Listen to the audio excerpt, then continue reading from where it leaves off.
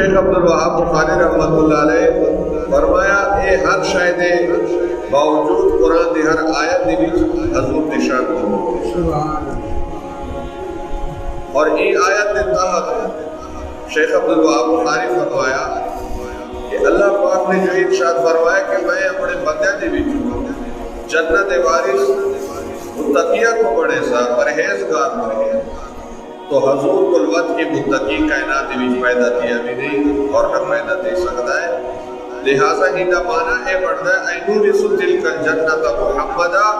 کہ اسا جنت دا وارث اپنے محبوب کو بڑے سو فیوت منہا لمن شاء ما شاء وہو سلطان فی دنیا والآخرہ بدخود مرضی ہو سی جائیں کو جتنی جنت عطا کرے اور جڑا ٹکڑا عطا کرے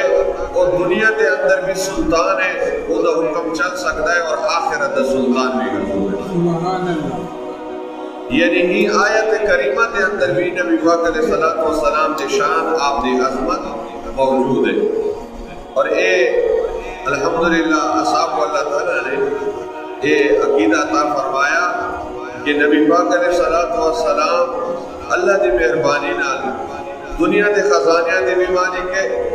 بخاری شریف دی حدیث موجود ہے کتاب الجنائز دے اندر صحیح سند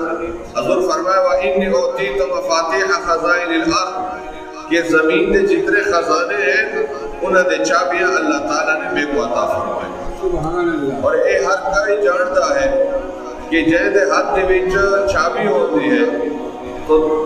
تالا جڑا ہے وہ بھی خود اختیار دے وچ ہوندا ہے۔ جب اللہ تعالیٰ نے زمین دے خزائن دے چابیاں حضور کو عطا فرمائیں، اے دلیل ہے کہ زمین دے خزانے حضور دے ہاتھ وچ ہیں، حضور دے اختیار وچ۔